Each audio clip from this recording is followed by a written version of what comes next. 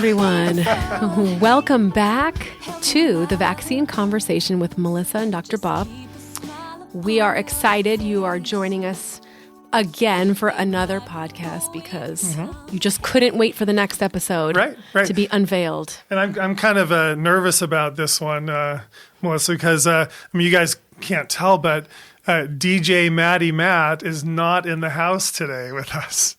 Our sound guy who normally kind of makes sure the recording is going, etc. And make sure it's working. We're like, Melissa and I are on our own, so we're like, are you guys even hearing this? I mean, how would we even know if they're hearing us? I thought you were going to say you were nervous because of what we were going to talk about. Oh, no, because do you know what we're doing today is we are going to make it personal today. Yes. Today, put away your notebooks, put away your pencils. There will be no data. This is not a data episode, and put away all the note-taking things you usually have because there's a lot of information that we cover, and you want to be armed to be informed in your other conversations. But this is a personal episode. This episode is going to be about what drew each of us into this fight for informed consent and for health choice, medical freedom. And you're going to learn a little bit, starting with Dr. Bob, what brought him here. He's been doing it a lot longer than I have, and I'll tell a little bit of my story at the end. And we will also, with those that we interview, be asking them the same question. So it's going to be great. I really am anxious to hear exactly what brought people here. What is their story? And hopefully you'll appreciate getting a little insight and background into each of us as well, because there might be some things you thought you knew or you already did know or didn't know, and it's important that you know who we are. Yes. I'm going to learn some things myself. Yeah. I'm sure there's a lot I don't know here. Yeah, I don't know if I've Dr. told Bob. you my whole story, but Probably not. I know you and I have talked about your story extensively. What are you saying? No.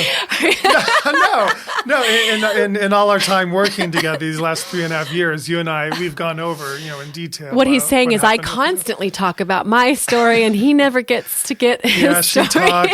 She talks and I listen, as you guys can tell by listening to, it's to not this podcast. True. No, this it is not true. I get to talk sometimes. No, but honestly, when we usually meet up, we're talking information, a lot of data, so much to cover. And I usually have such a short amount of time with my little kids at home that it's not like we get to go into some of these details that we're going to talk about today, but it's important. And so I'm happy to sit back and listen to your monologue, your story of you, Dr. Bob, and I'll ask you the official question.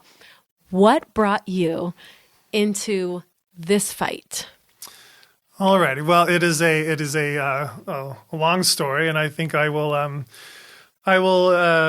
attribute my being recruited into this fight to two important people in my life, maybe more. We'll see. But one is someone who I like to call rocket scientist Greg, a friend of mine who literally is a rocket scientist, and the other person is Cheryl, my wife, and she's told this story a lot, and she probably tells it better, but I'll try to give it justice. So if we go back basically to 1992, our first child was born. 1993? I don't know. I should know that. See, my wife knows that, I don't have to know. Okay, sorry, first child. 1993. First child was born. I was in medical school at Georgetown, and so I already knew everything. Right? I was going to be a doctor, and I knew, here's my deep doctor voice, and I knew everything about medical care already. So I knew what we wanted to do for our kids. So at our 2-month checkup, Cheryl and we had kind of talked about vaccines, and we thought, we're probably going to do them, and we hadn't even thought there's even an idea of not doing them. All right. So, and I had learned in medical school already how important they are. So we're at our doctor. And back then, legally, doctors had to give you the informed consent forms. There's actually a law. You had to read all the fine print and the side effects. So Cheryl reads everything like that. And so she's reading all the possible side effects of the vaccines. And she read on the CDC information sheets how there can be death, permanent brain damage. Your child can go into a coma if as a side effect from vaccines, and basically read all the bad things that can happen from vaccines. And she started crying. And she's like, oh my gosh, we can't do this. Why would anybody do this? I can't give my kids something that has the potential to create these terrible reactions. And I don't even remember what the doctor said, or if I don't remember the doctor being really like bullying us or being, adamant that we do it. I think the doctor was actually kind of just listening and letting Cheryl and I talk through it. I myself was the person that stepped in and said, no, we really have to do this. It's so important. And I even told Cheryl, and I can't believe I said this, she said, what if our child has one of these terrible side effects? And I said, well, honey, we have to do this because it's for the good of everybody else as well. And I had totally bought that idea, thinking that every single vaccine is not only going to help my child be healthier, but is going to help everyone else's child as well. And it's terrible to think this way as a parent, but I kind of felt like even if our child did suffer some serious, terrible reaction, it was for the good of society. And how terrible is that? I can't believe as a parent, I was so... as a doctor parent, because I don't think most parents would agree with what I just said. I think I hear that a lot though now. Right. I mean, I do still hear that. What you're saying is exactly what a lot of people still believe. Right. But but I think very few people would say, even if my child has a really bad reaction, I see that for the good of society. I've really seen that also. That? Yes, today, I can't believe on social media, you will felt that way. Yeah. It's and because it was the doctor in me that felt this is so important. So as we went through vaccines, for the early years with our first child, I don't remember there ever being a terrible reaction or any severe reaction. Yeah, he was fussy, he had fevers, and so that was kind of the beginning of the vaccination process, or I'm not even in the fight yet. Okay, so where I entered the fight was fast forward about 2 years, and I'm at the end of medical school. And we had to move out of our apartment that we had been living in for a couple of years, and we needed a place to live. And this is before the internet and before there was easy ways to find places to live. And Cheryl and I we were in our moving van with all our stuff loaded up, no place to live. And we were like driving into the DC area, and we decided we were just going to stop on the side of the road somewhere and look through a phone book, Yellow Pages or something, and try to see if we could find apartments to rent or find a penny saver. Remember penny savers? Look through a penny saver, find an apartment to rent. And Cheryl decided she would call one of her La Leche League friends, because Cheryl was already a La Leche League leader, helping moms with breastfeeding. And so she called one of her friends and said, we're looking for a place to live. Do you know anyone who has an apartment to rent? And she says, no, but I have some friends in the Leche League who have a basement like apartment area in their house, and no one's living there right now. And maybe I'll put you in touch with them. So we call them again from a payphone. You have to actually put coins into a payphone, and we're running out of coins at this point. And again, this is like outside Washington D.C. at like a truck stop. It's I think getting close to winter. It's cold, and you have a 2-year-old, right? Yeah, and we have a 2-year-old, and so Cheryl's desperate. She'll live anywhere at this point, and so she gets this is rocket scientist Greg and his wife, and they agree to let us stay at their apartment or stay at their house on one condition: that I would agree to read a book about vaccines. And the book was called A Shot in the Dark, by Barbara Loe Fisher. And that's really probably the book that got people started on this fight back then. And so Greg wanted me to promise to read this book. And I actually said, no way. I'm a doctor. I don't need to read some, layman's book about vaccines. I already know everything about vaccines. I'm not going to do it. And Cheryl, so I'm talking to Cheryl. Cheryl's on the phone. Cheryl says, sure, Greg, he'll be happy to read the book. What's your address? We'll be right there. And so I, like any good husband, I did listen to Cheryl, and we got there. We were living with them, and I read through this book. And surprisingly, the book was all science. all data. It's like JB's book, JB Hanley's book. Basically, is research study after research study that showed how babies were suffering those very side effects that Cheryl read about in the doctor's office, and how many babies are suffering these horrible reactions to the DTP vaccine. And I didn't believe it reading in the book, so Greg and I went to the Georgetown University Library and pulled up all these studies. Remember microfiche? We looked through the microfiche and then pull up the research articles and actually read. And I verified all the studies that Barbara Lowe Fisher talked about in her book were actually there in medical journals, showing that yes, babies are harmed. Some babies are harmed by this, and that basically opened my eyes. That's how we kind of got started. That's how I got started onto this. Hold on, I'm doing something. That made me realize, yes, vaccines can have severe side effects, and the medical industry is not acknowledging it. They are downplaying it. And when it does happen, they're denying that it was related to vaccines. And I realized there's this whole environment of denial in the medical community, that these things just don't happen. And that's where I sort of learned there's this disconnect between, there are hundreds of research articles, published showing these horrible reactions, and then the entire medical community ignores those research studies. Can I ask about rocket scientist Greg? Yeah. What was his background that got him into that, to where that was important for him to share with you? You know what, I don't remember if he did some vaccines or not. They had a 2-year-old as well, same age as our first child. So we became great friends, and we're lifelong friends still. I don't know whether or not they vaccinated, and I honestly, I don't know what got him into this fight either. He's a data person. He's a scientist. I think he went to MIT or something. I don't know. I'll have to ask him. We should have him on the show. Crazy smart. Yeah. You know what? He would be a great person to have on the show. Let's hear his story. We'll ask him that question. But isn't it funny how fate steps in sometimes, and you can actually pinpoint a person that asked you to read a book, and that was the beginning of a life-changing, a life-altering path for you. Yes. Based on just that one person and that nudge. And a lot of people listening right now have maybe been that person for someone else in their life. Yeah. They've been that nudge for someone else. Yeah. Or they have had that experience that you've had one person that opened their eyes and just asked them to read, just ask them to question and have an open mind. And that's so interesting. I can't wait to talk to him. Yeah, and if Cheryl hadn't made me read the book, if I had been too stubborn and too set in my ways, and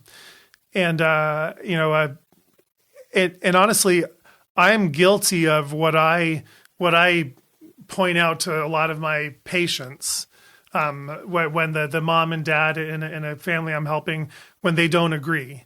One of them wants to vaccinate, one doesn't. I ask, well, you want to vaccinate, and have you done tons of research? Have you read a bunch of research articles? And that person almost always will say, no, I simply trust the medical system. And that's where I was. I just had this trust. And I mean, if I hadn't been, coerced into reading that book, where would I be? Could I have had, would one of my kids suffered a severe vaccine reaction because I would have kept doing all the vaccines? And would I be in this fight because of a severe reaction, like a lot of people are in this fight? I think most people enter this fight because their child had that severe reaction. I agree. Mine didn't, fortunately. I feel very, very fortunate. And so basically, that book and my experience with Greg opened my eyes to understand that I'm not being told everything. Yes. I need to do my own research. And that started me basically looking at every single vaccine. I started with the product inserts. I just literally pulled out every single product insert from the FDA and read it from cover to cover, and saw how insufficient the safety data was, and how they do the safety studies with no placebo groups, and how when they're approving these, the research is just it's almost almost negligent, in my opinion, that the way they're doing safety research on these. And I looked at all the ingredients, saw there was mercury in vaccines back then, and all kinds of strange chemicals and formaldehyde and DNA from human babies in some of the vaccines, DNA fragments, and I saw the ingredients that were in there, and it just kind of made me open my eyes to say, gosh, this is really surprising. But that's information you would have never even known about because you just show up and say yes. You don't know about the ingredients. You don't know about the exact diseases necessarily. You don't know about the package inserts.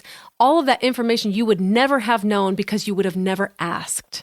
Right. Because you just would have said yes. Right. And I think if most people had the experience where they decided, I'm going to go into it all, I'm going to delve into all the information, it would be really hard to come out of that and still feel the same way you felt before going into it. Yeah. I can't imagine a single person truly looking through all of this and coming out and saying, yep, I'm still totally on board for all the doses, all at the same time. That's totally fine with me. I really feel like most people wouldn't, but most people don't ask. Right. And all I did was read the FDA package inserts. That's really where almost all my research was. And then I poured into all the other studies, medical research studies. In fact, the Shot in the Dark book was probably the only book that I ever read, the only layperson's book. Even though it's full of science. All my other studies over all these years and what led me to promote the idea of being careful with vaccinations was all based on careful scrutiny of the package inserts and tons of other research studies. So basically when I started, back then I feel like, we continued to do a number of the vaccines, with the early kids, and but we were more careful about it. That's kind of my first step I made was let's just be more careful and let's not do them all automatically. Mm-hmm. So we carefully did a little bit more, and then I became a pediatrician. I graduated medical school, went through residency, and I started practicing, and basically I found that most patients that came to our office didn't want the entire CDC schedule. Even though we do make it available, I will say I have never had one single patient ever in my 20 years of pediatrics agree to accept the entire CDC schedule. Not one. And 20 years ago, it was a lot less than it is even now. Right, yes, but yes. Still back then, no one wanted the full schedule. But I found a lot of my patients wanted vaccines, and so I worked out a way to kind of do them more slowly and space them out and skip the stupid ones and only give the ones that maybe protect against a disease that where there's a real risk of for that child. I will say over the years that has kind of changed in that now most of my patients don't even want any vaccines. I have very few patients that want, an alternative vaccine schedule even. They just don't want any because when they look at the data, their conclusion is my baby can have a really bad reaction even to one vaccine. Mm. And so so that's kind of what most of my practice is now. But some patients do want vaccines, and so I do provide them to patients on really slowed down, spread out schedules. And that's kind of where I am now. But I think the other milestone in this fight. Actually, let me say, let's circle back to me, kind of like how we sort of got into this fight more recently in California. Mm-hmm. Let's kind of hear your, maybe interested to hear, go ahead. Hear your story, because I think it sort of morphs into us kind of then joining together in this fight and what we're doing now. I want to know more too about when you started coming into I want to write a book. I want to speak about this stuff more. Yeah, totally forgot about the book. Yeah. Yeah. I mean, not just the book, but just even choosing to speak at conferences about informed consent and about vaccine choice and how you because you were doing that even before 2015. Yes. Yeah. So tell me a little bit about that. Yeah, no, you're right. That is part of the story. So basically, I took all the information that I'd researched and put it into a PowerPoint presentation. And every month I would have, 10 or 15 patients sit in my waiting room, and I would give a 2-hour talk. That's basically like what the vaccine book is today, but scaled down into a 2-hour talk. And so and would people be requesting to find out more, and you say, "Oh, you can come to this class." So Nice. basically, every new patient that came into the office, they all wanted like an hour-long consult with me, and I'd say, "No, come to the talk," because I can't spend like an hour or two with individual patients. I thought, first come to the talk, hear the whole overview, and then I'll sit with you, in the week after that, and we'll have a nice, long conversation uniquely suited to you. Yes, Yeah. exactly. But so I developed this talk, and then I did it, month after month after month after month, and you're saying the same thing over and over again, and it got a little tedious, and I thought, why don't I just put this into a book form? And so that people can actually read this instead of me doing this every month, because it does get tiring when you're doing the same thing over and over again. So that's kind of what prompted the book, the vaccine book in 2007, was basically my way of not having to give talks to patients, and is the way I like to put it. But then I guess more importantly, it was a way for me to give a talk like that to everybody nationwide and anyone worldwide who wanted basically an objective, neutral presentation of all the data and all the information. I do want to say one thing about my old talks. I know we talk a lot about aluminum, right, in vaccines, and it used to be mercury was bad, and they've taken mercury out of almost everything except the flu shots. And so as soon as mercury was taken out, I thought, great, vaccines are now much safer. Now we don't have to worry anymore. And in fact, my first talks about vaccines were that aluminum is fine. You don't have to worry about aluminum. And I know there's a little off topic, but it was a big shift for me in that, because I hadn't read anything about aluminum, I assumed it had to be safe. It was in the vaccines.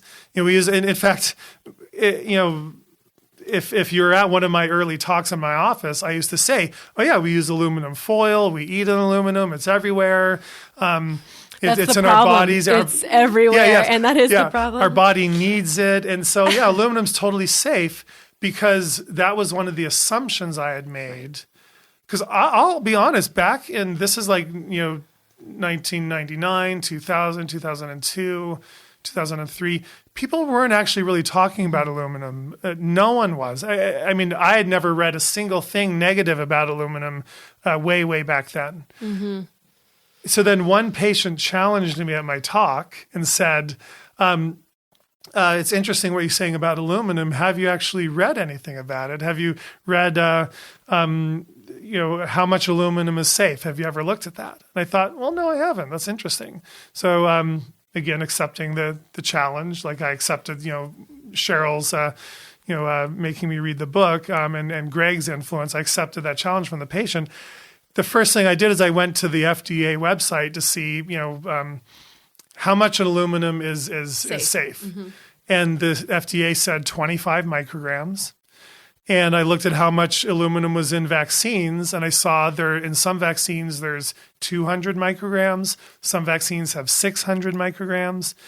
And if you get all the vaccines on the schedule, you'll get 1,250 micrograms all in the same day, whereas the FDA says you're only supposed to get 25 micrograms all in the same day. And I was like, my mind was blown. That was another aha moment. That made me realize, not only am I not being told everything, I haven't adequately looked at everything. And so that the idea about aluminum and realizing how risky aluminum really is, especially injected, right? Aluminum. Injected aluminum, it really shifted my idea of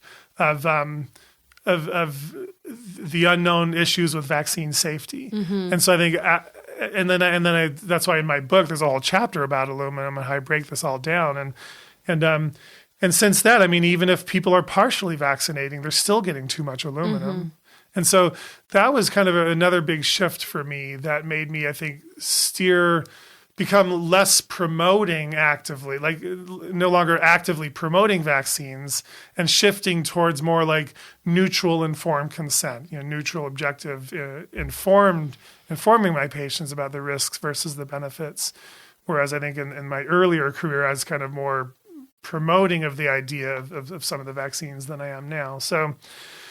So yeah, that's kind of how that came to play, and then after the book, I'm sure people are requesting interviews and things. Oh yeah. So basically, when the book first came out, I had a few really big, huge media interviews, and I was in like USA Today and New York Times, I think, and I was on CNN. I mean, just all Dr. Phil show, and all kinds of media. But then the media suddenly realized, wait a minute.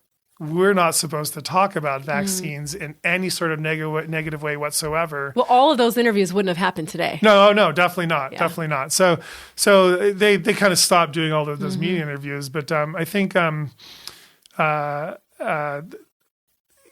basically just spent all my time either like updating the book, like every 3 or 4 years the book would be updated and come out with a new version, and I do a lot of speaking, just speaking on the pros and cons of vaccines, like conferences, right? Yeah, lots of different conferences, and I enjoyed that. And then I think that lasted for a number of years until the shift came in 2015 when we started fighting for our rights and to not be discriminated against in California, and that's kind of where I met you, and our fight kind of started together. So again, I'll think maybe give you my take on that whole sort of 3 years ago to where we are today, and I think it's kind of an interesting shift where I completely shifted again and made a big shift in what I talk about, even compared to just 3.5 years ago. But yeah, I want to hear yours first. I think before I feel the same too. I do feel like there's a shift even for myself from 3 years ago till now, because obviously the more I research, the more information I get. But many people who know me or have seen me post about exactly why I'm in this fight. And much like JB says, I'd rather not be in this fight. Honestly, it would be amazing if I were not here and having to have these conversations. No offense, but because for us, like you said, what brings most people here and what brought us here was personal experience, personal negative experience, and I really had not known a single thing about vaccines, about people who opted out of vaccines or selectively vaccinated, or exactly what vaccines kids got. I really knew nothing. What I knew is I had been a nutritionist many years before. I had been connected to holistic circles on the periphery with nutrition, personal training, kinesiology, things like that. And so I was kind of like I said, on a periphery level. I was in holistic communities. When I had my first child, I declined having the vaccines while I was pregnant. I was offered that, and something intuitively said to me, like, this does not seem like a good idea. But what I did agree to was getting the Tdap vaccine after birth, because I felt, well, if somebody's going to take the brunt of this, I'd rather it be me. Than while in utero. So I did have that, but again, I still didn't know much about it. I mean, of course, I had a natural birth, but in a hospital setting, and I was just so overwhelmed with birth that it was just like, oh, you should get this. Okay, like this is going to save her life. I mean, I was literally told she could die without this, and you should get everybody else to make sure they get theirs as well. And then it's day 2 in the hospital is when we met our pediatrician at that time. And he said, do you want to get the hepatitis B vaccine? And I said, is it necessary? Again, I had done no real research on my own. Is it necessary? And he said, no, unless you are drug users, it's really not necessary. I mean, he said that in jest, but he was he was honest, and I appreciate that, because looking back, I really think we would have had a much harder time had she had something on day 2, because we struggled so much as it was, and that was already at 2.5 months when she got her first vaccine. So we did not get anything in the hospital.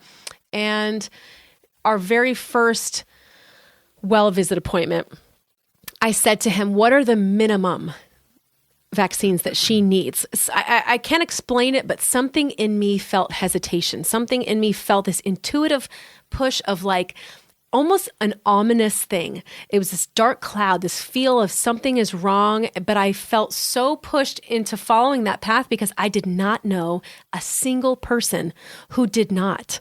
And so I never thought there was even an option not to vaccinate. I just thought you could do fewer. And so that's what we chose to do, was fewer. So we did Tdap and Hib on her first appointment.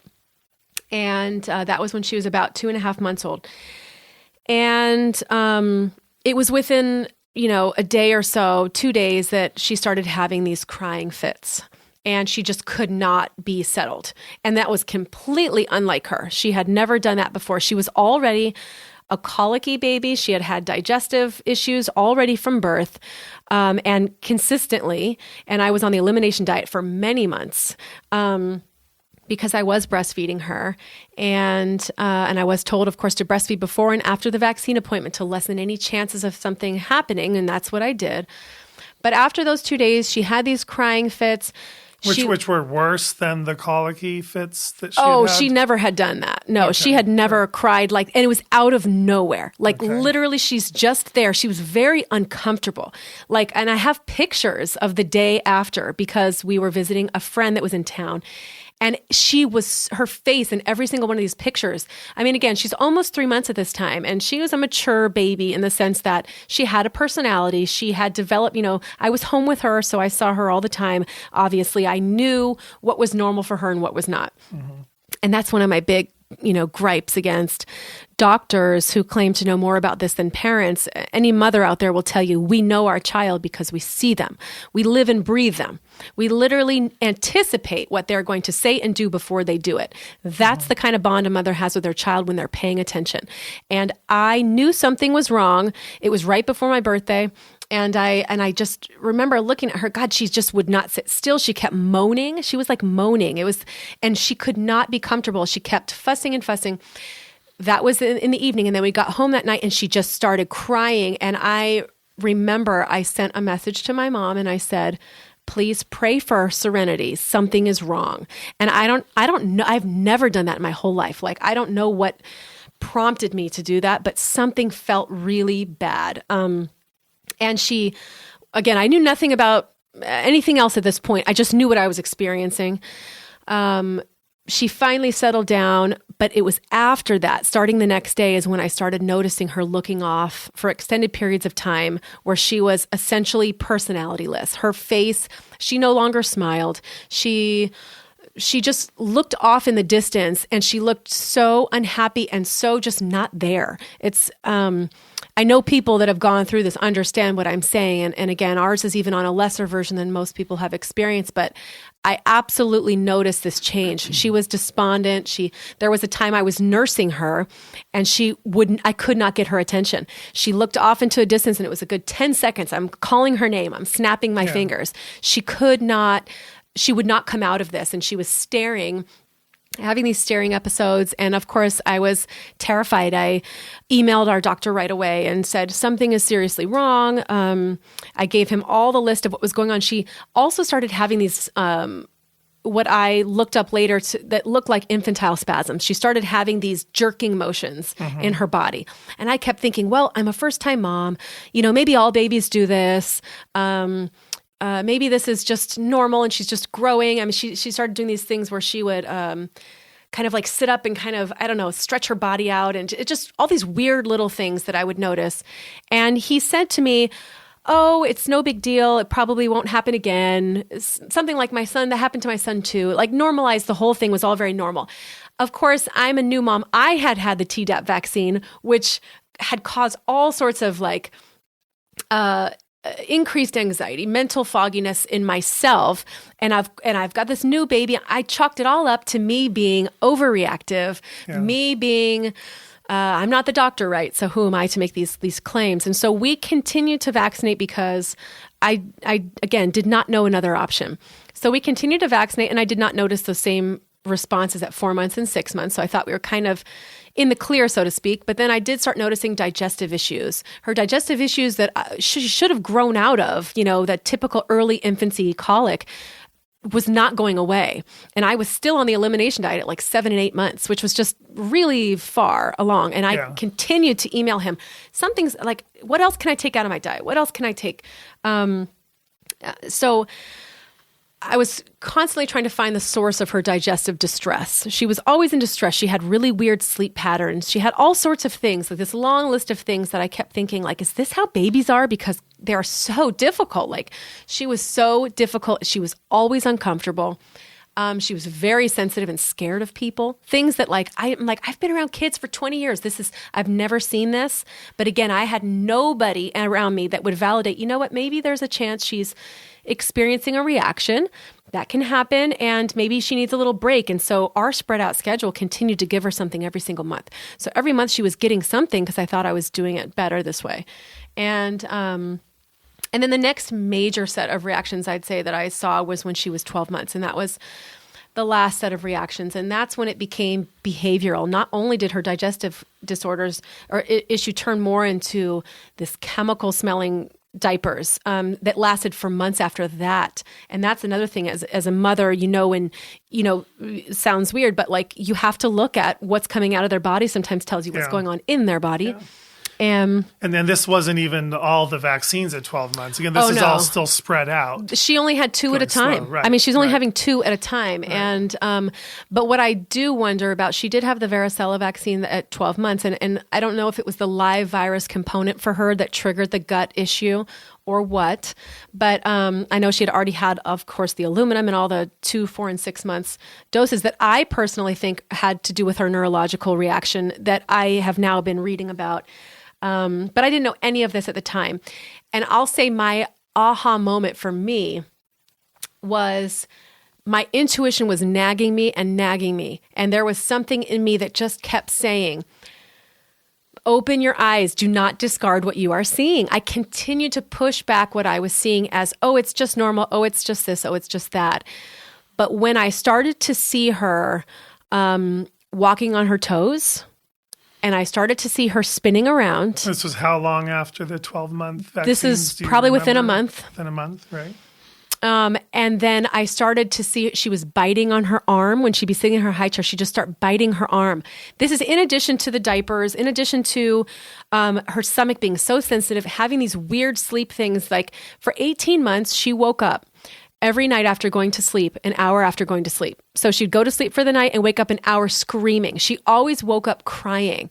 She didn't wake up like in a cute little baby, like, oh, come play with me. She would wake up crying. She was in distress on a frequent basis. And again, I just did not put any of these things together. Right. And I think, sorry to interrupt, That's but okay. People now just accept all those baby and toddler behavior changes as the norm, as if babies can just all of a sudden start to have all kinds of strange developmental problems.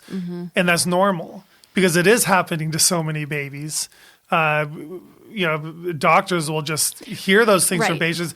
Oh, that's okay. 12 months, they all start walking on their tippy toes and spinning in circles and flapping their arms and biting themselves. No, they don't. I mean, you know that now, but no, they don't. Healthy toddlers are not supposed to go through those changes, and that's part of the big problem is the denial that these things are related to chemical influences. And of course, you don't know the components of the vaccines to understand how they can induce these kind of behavioral changes. So as a parent, you're not loaded with the information that you need to make the connection of why it's happening. You just know something is wrong, and then I don't know how. I'm not sure how I had joined a group, but one day something came up on my newsfeed. Actually, two things really triggered it for me. It was the day that William Thompson, the information about him concealing information at the CDC about vaccine reactions for certain subsets of people as it related to the MMR vaccine. She had not received that vaccine yet, but that appointment was on the books. We had scheduled that appointment after her last one. We were supposed to be going for a month later to go to get that.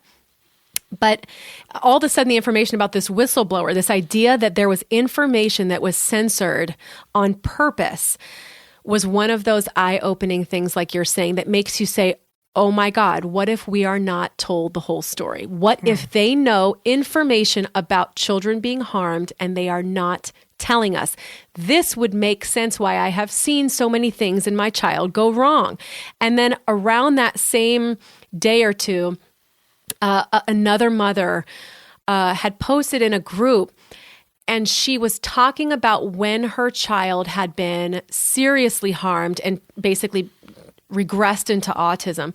But in her case, what she wrote was spinning in circles, walking on her toes, biting herself, flapping her arms. And I think my jaw just dropped, and I'll try not to cry now. Isn't that so sad? It's just, I probably just burst into tears in that moment. Like all of a sudden I was like, oh my God, I'm not crazy.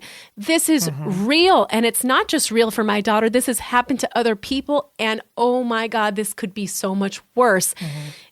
If we continued or had done more, she might not have ever come back, and I feel so heartbroken for the people who are experiencing that reality, and the reality that they saw their child one way and all of a sudden their child has disappeared. And, my gut had been pulling at me for so long about this issue, and I didn't know why. I was not informed. I was not educated on this. And that was the day I went into research mode. And that was the day that I started looking at everything I could find about this. And it was reinforcing. I watched every documentary I could. The Greater Good, I thought, was wonderful at that time. They talked a lot about statistics and information about the experiments in mice and how aluminum had affected the brains. And and at the time, my husband really wasn't on board with it. He was just kind of, I don't really know. Everything seems like a conspiracy until it's not, right? Like a lot of these things are, you just assume, well, crazy people are talking about this. If this was all really true, we would know, or nobody could keep this kind of secret this long. And the more I learned, the more I realized my child had been vaccine injured, and she had been vaccine injured several times. She had had a list of several adverse reactions. And I was not crazy. I was not crazy. And it was not normal. The things we're told that you're crazy and it's normal, I knew those were not true. And that was the point where I felt like I wanted to reclaim power over this. And I wanted to become educated and arm myself with as much as I could. And I knew at that point we were going to definitely stop vaccinating at that point. At least let me do my research and figure out what I wanted to continue doing, and when. And I started connecting with so many other families. And this is where it got heavy for me, is because family after family after family, it was like dozens and then hundreds. And then you just keep going up and you realize, oh my God, this is happening way more than we think it is. And that became really scary for me. And then that's when I felt that push to kind of help inform other people. Because when I realized it's not just about the fact that we stopped and we're likely okay, because she wasn't permanently harmed. So I thought at that time, oh, this is not going to be permanent. And today she's doing really well. I mean, yeah, she's doing really well. We still deal with the repercussions of some of these things with her. And again, like I mentioned in another episode, I have a case study in my house because all of those things, those normal baby things like spasms and stuff, guess what? That didn't happen with my son. Right. And none of those sleep disorders happened with my son. None of the fears happened with my son. He had colic too, but his colic stopped about 3 months old. Yeah. And at 3 months old, it totally repaired itself and was totally fine. I don't have to control his diet the same way I do with her. He does not have the same kind of behavioral changes she still to this day has. Yeah. There are so many things that are different between the two of them. But before I even had him, once the law came proposed in the end of 2014, that's what really fired me up and made me pissed off because I said to myself, how is it possible that my child is going to be penalized at this point, and she is not going to get to go to public school or private school? Now, I consider myself a very academic person. I went to private high school, went to UCLA with honors. I wanted her to experience, an academic future. I'm thinking, how is that going to be taken from her when she did nothing wrong? And it was that I joined a first group that had to do with this law 277. Mm-hmm. Once I was in that group, I started kind of putting together some little infographics and some little things with some data and things that were presented in a certain way that people could share it. That was just for fun. And then as a result, I got more involved. I hadn't intended on doing that. And then it was just research day and night for me. Like every waking moment that was not taking care of my daughter, which I was full-time home with her, nap time, nighttime, I was putting in hours and hours of just researching the California state data, researching the CDC data. And then I would put together documents. I would put together infographics. I was trying to help arm other people. And then it just, pushed me through the process. In the end, I ended up testifying in in the assembly case, which you and I don't think had really met at that point. Not yet, no. And all I was trying to do was I was asked to testify to clarify some of the things, the misinformation that had been given. I really did not want to testify. There were a lot of things going on behind the scenes that did not make it the best kind of circumstance. And I felt this. I guess I felt this desire, the same thing that JB says, that push to feel like you have a moral responsibility to inform people so that they can at least have the information that you were denied. They can at least be informed enough to choose whatever they want to choose and not be regretful, because I did not have that information. I was never given the information I should have been given. And so I feel the regret as a parent. And you had mentioned that in that episode with JB, the type of regret you feel is so awful for people who are used to researching everything, who blindly trust because we don't know another way. We just assume it's all that work's been done for us. All that research has already been done. And, and they're the ones with the degrees, right? They're the ones that study all this. My mind had not been open to the idea that there was information out there that was not being given to us. And once I found out that, I started looking everywhere. I still, to this day, support anyone's choice to do what they want to do.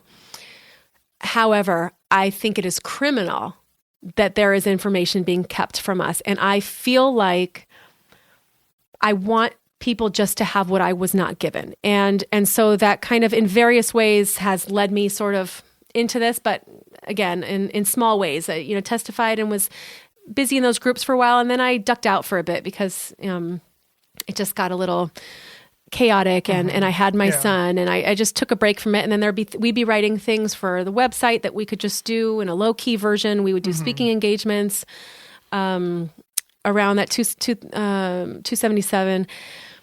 And I had to take a break from it all. I really did. It was just, there's a lot that goes on in any kind of environment where you have lots of groups of people. There are personalities that disagree. There's a lot of stuff that happens, and it's not just about information. And I really wanted to just focus on information. So we focused on writing one-pagers, putting infographics out, writing articles, blogs about information that were promoting informed consent. Because when we started Immunity Education Group, the goal was to help people have information. That's it. Not to give them advice, not to tell them what to believe, help them have information. And then, I've continued to research, continued to read, and the more I do, the more information I have, the more, now that you've suggested this idea of a podcast, it gives us the opportunity to really share the things that we've come across. And I just really like the opportunity for the conversation to be open. I cannot stand the fact that the media does not talk about it. They do not talk about the truth of it. Everything is the same story that you hear, and I've seen it. I've seen it with my own eyes, not just in my family, but in friends and in neighbors and in the holistic communities around. I have seen so many children that have experienced this. It is not a lie. It is real. It's happening, and the numbers are increasing. And this is why I feel an obligation, and I feel inspired to to help that information come out as much as we can, just so that people can open their eyes a little bit, again, to the possibility that we are not being told everything. And then we chose a different path for my son as a result. And I felt completely validated in my decisions, seeing the strength of his immune system, his health, compared to her health. And she has a weakness there that he doesn't have. I've seen it with my own eyes. It's been validated time and time again. And my goal is to keep them as healthy as possible. And I've learned so much more about the immune system. I've learned so much more about the diseases, each of the diseases. I mean, even in 2015, I didn't know all about the details about each disease. Who's getting it? What are the risk factors for that disease? What are the ways to treat it if you do get that disease? I feel more empowered as a parent now than I've ever felt. And that has not been a result of medical interventions. It's been a result of educating myself on how our body works and the best way to keep our body in its strongest form to be able to combat something if it does come across it. So for me, it was a personal and painful story because my first year with Serenity was so hard. And I will say, before I understood what was happening to her, I really felt so shameful about why I didn't love it. And that's one thing that I feel was taken from me. Is what was taken from me was the joy of her infancy, because it was hardly there. She was so uncomfortable and so discontented in her physical state, and I knew nothing about this. She couldn't communicate it to me, and it was so hard for me to try to solve it, figure it out. What's going on? What's wrong with me? What's wrong with me? Why is this experience of motherhood looking like this? It was so hard for me. And looking back, it's like, I'm definitely traumatized by that first year. And I was able to have a different experience with my second and final child, to be able to have a completely different infancy, completely different first year, and none of those problems, none of that stuff followed us into his experience with me and my second chance at motherhood to do it differently. And so it's a personal thing, for me, to why I'm here, but it's also, I was a calculus kid in high school, so math is my thing. I've taught math. I've taught math at SAT. I've tutored college level math as well. And I saw numbers that did not make sense. So on one hand, it was personal and there was a passion there to help other people. But the other hand was, this is black and white. This data is not lining up, and I want to bring this to light. And so there were two parts of me that really felt together the urge to want to come in and present information. And, when I used to do speaking things, I'd have people come say, oh, you're saying this in a way that makes sense to me. This is digestible. Thank you. This is so overwhelming.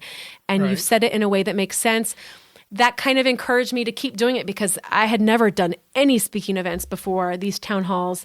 And that's when I first met you was at one of these speaking engagements. I was doing them with my friend Sherry, who's a chiropractor. In fact, you've told me the story, but the first time I met you, I don't remember meeting you, was at the Democratic Convention at the Anaheim Convention Center. Yeah. Like, you introduced yourself to me, because I was so focused on some other things, I barely remember meeting you. But then, it was the speaking engagement. I think we did one in locally where we did, and then somebody had asked you to join in at the end of our town hall. Right, exactly. And when I saw you speaking, I loved the data and the numbers, and you seemed, very intelligent and knowledgeable about how you're presenting everything. And I think that's kind of what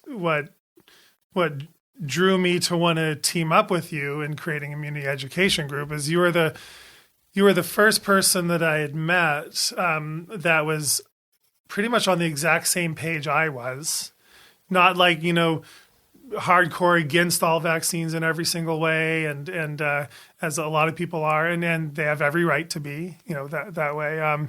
Kind of a lot more on the same page as I was, and so so I don't know. I was glad I was invited to that event, because that really led to you and I doing a lot of speaking together and realizing how like-minded we were. But the shift for me, from before SB 277 until after SB 277 is kind of very similar to yours in that before the California legislators, decided to make vaccines mandatory for school and childcare, I was kind of laid back in my my vaccine work. I was just writing books, giving speaking engagements, kind of happy to be sort of like pro-vaccine / neutral, and just okay, you can decide to do vaccines, you can decide not to do vaccines. That's your call. I don't really I just want you to have information to help you make your decision. When they decided to make vaccines mandatory and start discriminating against a class of people in our society, to me, they crossed the line. They crossed a major line there. And that was an enormous shift for me, going from being neutral to being really pissed off, like you said. Mm-hmm. You just crossed a line that I pretty much, if you look historically, anytime a government has crossed the line in that manner and decided to make a portion of their society second-class citizens with fewer rights, that's never gone well. It never goes well for that government or that society, and that's what's happening now. And so that's made me shift from, this is no longer about me just sitting back and letting people buy my book. It is about me figuring out, like, basically my number one mission is to, and through this podcast, I think we can reach a lot more people through podcasting, is to make sure every single person on the planet gets objective and neutral informed consent about vaccines. And that's really my passion, because I feel that if a large enough proportion of our society receives that informed consent and understands all the data, that the government, the society will not sit back and allow the government to take away their rights and to mandate. And that's kind of really what my greatest passion is. And so I mean, in a way, this shift in our society where they're trying to pass these laws has really, I guess, woken me up and brought me to this point, which I wish I didn't have to be at this point. I don't think, I wish we weren't fighting against mandatory vaccine laws. And what it's also allowed me to understand is I never really even looked at the ideas of why mandatory vaccines are unnecessary and why they actually won't even work. And I've never even thought about the discrimination and thought about the idea that a lot of vaccines don't even prevent the spread of its disease. Right. So that's I why learned a lot of that. Yeah, that's why it shouldn't be mandatory. I didn't even thought about that. And so the need to fight against these ideas has really allowed me to understand and examine data I never would have. Same for me, because when the law first came out, it was the my child, my choice philosophy of we don't want the government just deciding what medical interventions you do with your child, and a parental rights issue. In fact, the first group I joined was about parental rights. But it turned from that into, once I started looking in the data, I was like, oh, hell no. Like, first of all, the vaccine is not preventing the spread of this. And we knew that vaccinated kids were getting pertussis. And we knew that, in the measles outbreak, those were adults and ones that had been previously vaccinated. As soon as I started to learn more information, I was like, there is no way they should be able to get away with this, with me taking it quietly. I'll say it that way. Right. Because this is no longer about just, this is my choice for my family. Let me do what I want for my kid. I never really bought into that. This was more like, this is wrong on principle. This is ethically wrong to try to take away rights for people when we're talking about the smallest percentage of people. And I couldn't believe they were trying to create these laws, take away, the right for a personal belief exemption or a religious exemption for 2.5% of the population. The smallest, teeniest, tiniest percent. People think it's much bigger than that. It's not. And like I've found before, across the nation, less than 1% is completely unvaccinated. And does that seem like it is fair or ethical to remove their right to go to school when they are not the responsibility for the pertussis outbreak. Right. Or they are and they're not responsible. putting anybody in danger by being at school. And that's when I was like, then it became about principle. It was no longer my choice and parental rights. It became, this is illogical. Like it did not make sense to me. Like, hello, do you understand the law you're trying to pass does not work? Do you understand what you're saying is not true? Like that's where I got angry about it and that's where I was on that quest to find information that showed that what they were saying was not accurate. The reasons they were trying to pass these laws did not match up to what the data said. Right. And that's when it was just like mind blowing for me of what's really going on. And you understood that there was something bigger than it. And I just got into this conversation yesterday with someone. People can fight the legislative battles and they can fight the legislators, but what I feel is it doesn't matter who's in office. The lobbying for pharmaceutical companies, they will put somebody in there that will push the agenda. And so it's not the legislators we have to worry about. I mean, kudos to all those good legislators that are really trying to fight this fight. But it's not the legislators we have to worry about. It's about people knowing about what's going on. Because you're right. If enough people know what's really going on, legislators won't be able to pass things, and there will be enough of a cry out that it's going to prevent things from getting worse. But until that happens, you cannot entrust people to be doing in our elected offices to be doing what they should be, because there's so much power and corruption happening behind the scenes for why laws are being passed. And these people are working for their lobbyists. They are not working for us. And so my goal is, when new laws come out and you say, oh, you try to fight this by calling your legislators, we've done that battle. We did that all of 2000. People will continue to do that. People will do that. And sometimes it works, sometimes it doesn't work. And they can put a new law out the next legislative season, and all that effort you put in is now null and void. That's just the way our system works. But the one thing they cannot take away from us is the right to inform people. That's the thing they cannot take away from us. And that is what carries more weight than anything else, is that the people knowing what's going on, understanding what is being kept from us, and feeling the need to have that right for informed consent and having medical freedom is, just a basic human right. And that's what I continue to fight for, is that part of it. Now, these 3 years later, before I was fighting for the legislative battle, now outside of those 3 years, I realize what matters is the people. And I don't care if you talk to 10 people or you talk to 100 people, everybody talks to someone, and that will eventually continue the message. And it's the only way it can be won. It's the only way. That's my personal opinion, but that's how I feel. Yeah. No, I agree. And that's why I've loved teaming up with you, because you and I have been having these conversations for 3.5 years, and we just started recording them 6 weeks ago. It's true. You and I have shared ideas and said all these exact same things and 1,000 other things. And I don't think you and I have ever said anything that we disagreed about. Or if it was something, it was like something a little minor, like, oh, that's maybe not quite true, or maybe not the right approach. But we are been on such the exact same page. That's just because I keep interrupting you, so that whenever you have a disagreement, I just talk right over you. It makes this fight we don't want to be in, and we don't want to have to be doing this. But when you find someone that you have fun doing it with, and you learn from. I'm pointing from Melissa to me. I'm learning from him because he's the doctor.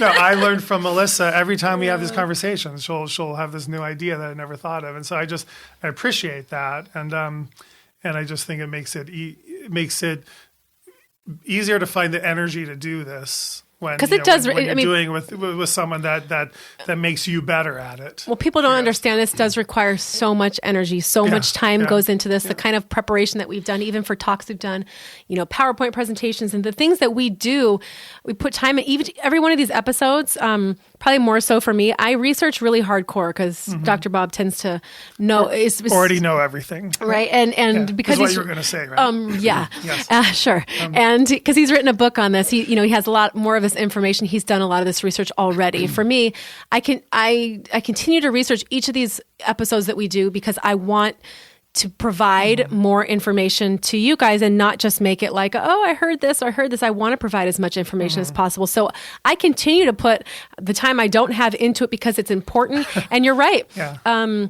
It's not necessarily a fun topic, and there is so much sadness tied into the stories that we hear and the stories that we know. There's so much that is disheartening about this. Yeah. The only thing.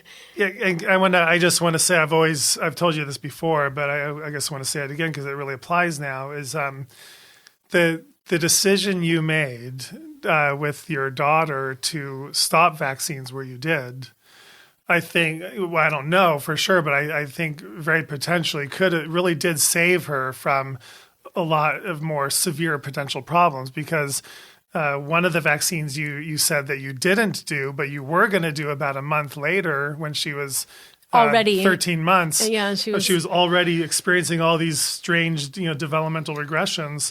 You ended up not doing the MMR vaccine that you were planning to do at 13 or 14 months.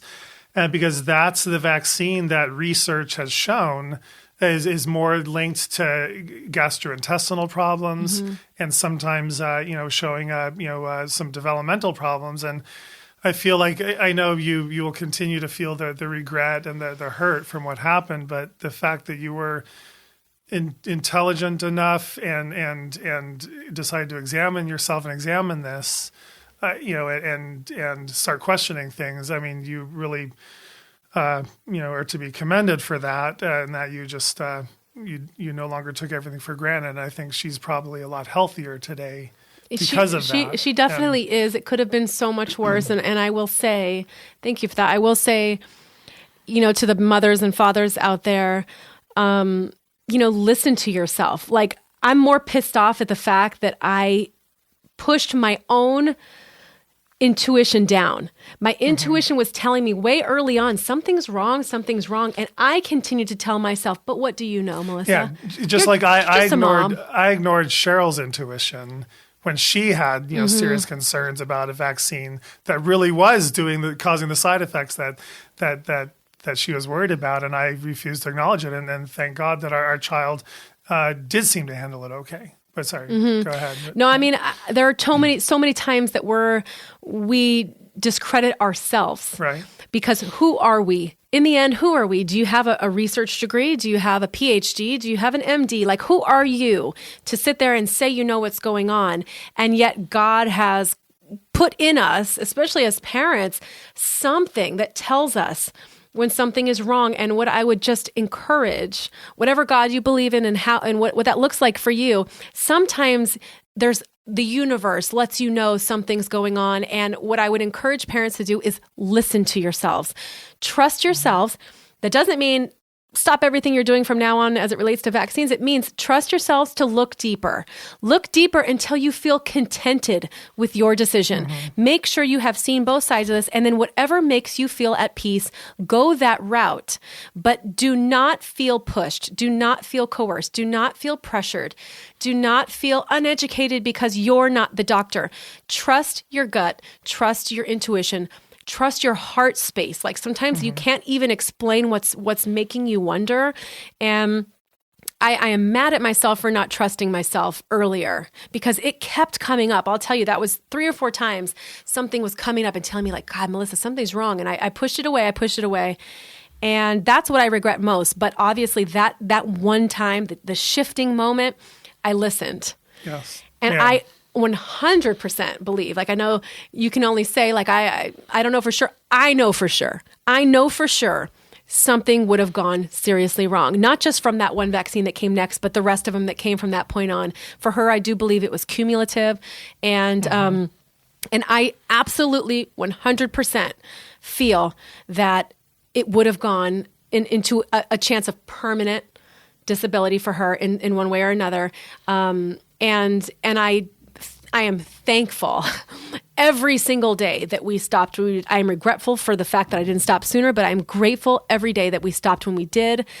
I feel like I had a chance to get her back because, within about took, I want to say 6 or 7 months for that chemical diaper smell to go away, which is a long time. Yeah.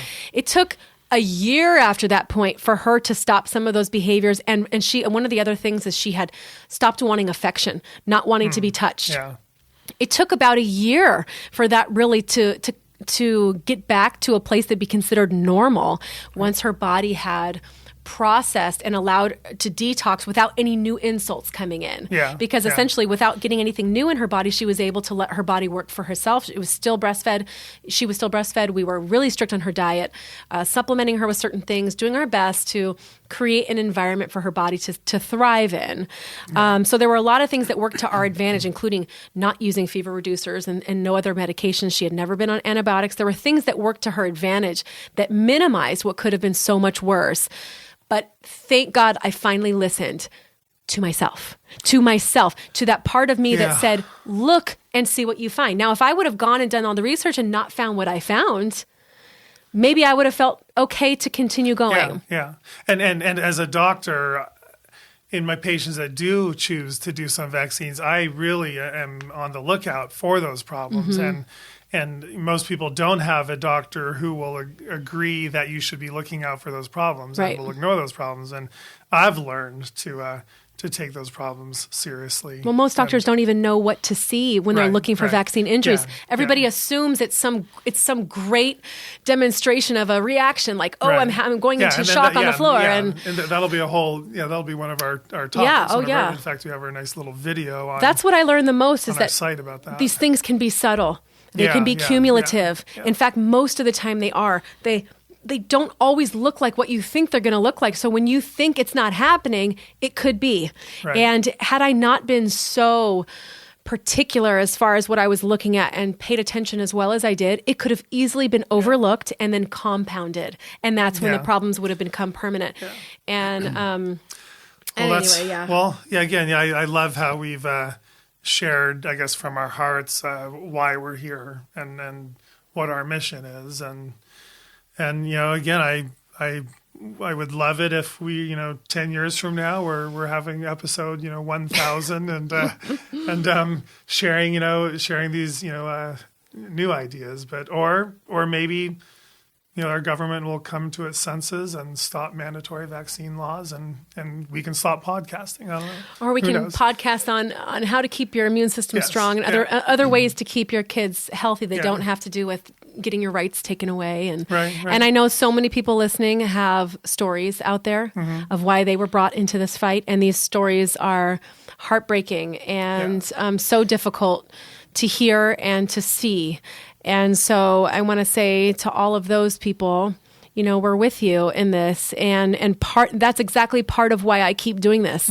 I do this for them too. I do this for the other kids, the kids who have not yet been harmed but could be harmed, and also for the kids who have already been harmed, because as it stands, we are a voiceless group.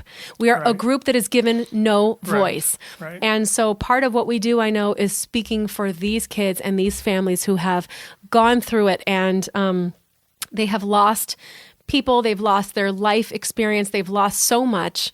And they're struggling still, and they don't have the energy to come out and fight against this, even though that's what's in their heart. And so part of what we do, I know, is for them. And I wonder if it hadn't been for Greg, rocket scientist Greg, and Cheryl, and us needing a place to stay for a time. I just wonder where I would be, and if I would be one of those doctors that says, that's totally normal. It's totally normal. Got to keep vaccinating and get the heck out of my office if you you're don't. not going to keep vaccinating. And I could be one of those doctors, and it's scary to think that. But yes, circumstances brought us here. And of course, so many people are thankful to you for the fact that you're one of the few who's put yourself out there.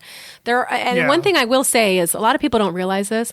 There are so many doctors, so many nurses, so many other health practitioners that feel exactly the same way that we do. Yes. Like we're talking about hundreds upon hundreds upon hundreds in the thousands across the nation that are not comfortable coming out because of the type of attack that happens. Right. But that does not mean that they agree with what's going on. They don't. They agree with what we are saying. They are believers in informed consent. They believe that vaccine reactions are happening. They believe that the vaccine schedule is too many too soon. I mean, people that think it's only you, it's not true. It's not true. Right. You're one of the few that wants to talk about it. And so for that, so many people thank you because you've put your neck out there and you've gotten attacked. Like, oh my God, anytime anything about disease comes up, it's because they're reading, anti-vaccine Dr. Bob Sear's book. So there's so much misinformation about you and about why you're doing this. And yet you really represent the voices of thousands of other health practitioners. And I'm talking about MDs and nurse practitioners, not to include all the chiros and other DOs and other naturopaths and other health practitioners. I mean, that number would be in the tens of thousands, if not more. There are so many people that agree with what we are saying. If you think it's just us, you're wrong. So to anybody out there who wants to criticize that and think it's just us, we're just a small minority of people, you're wrong. We are just the people that feel comfortable enough to come out and put our name to it. But that's not the truth of what's going on. This is a huge movement. And because it's ethical, because this is about human rights, and how could you not? Right. Once you know what you know, how could you not? Yeah. And so I know a lot of people are thankful to you for putting yourself out there in your circumstance. And I know it's not been easy. There's been a lot of difficulty that has come with that on your end. But lucky for you, you don't read the media. I don't. That's one of the things he does not do. If he's in an article, he doesn't read it. And good for you, because I don't think I'd have that kind of restraint. And it's important because you can keep yourself focused on what you want to do and not listen to what else is out there. But well, you guys share this with everyone you love and even people you don't love. Spread this message and tell people about the podcast, and let's help spread the word, and then so we can all be on the same page as a society. Because it starts with the people, for sure. Yeah. Like this is where it starts. That's what we're about. Yeah.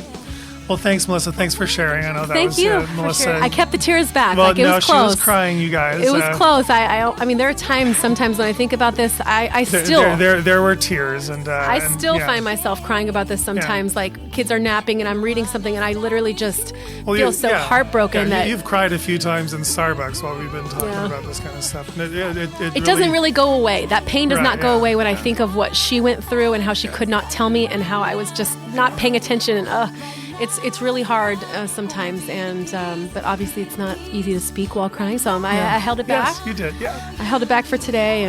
But anyway, I appreciate everyone out there for listening. And we will. We'll see you next time on the next episode of Vaccine Conversation. I don't know what it'll be, but probably won't be tears and then, heartbreak and maybe pick something. Just more torches and stones. We're gonna get angry on the next episode. No, just kidding. All right, guys. Thanks for listening. Bye.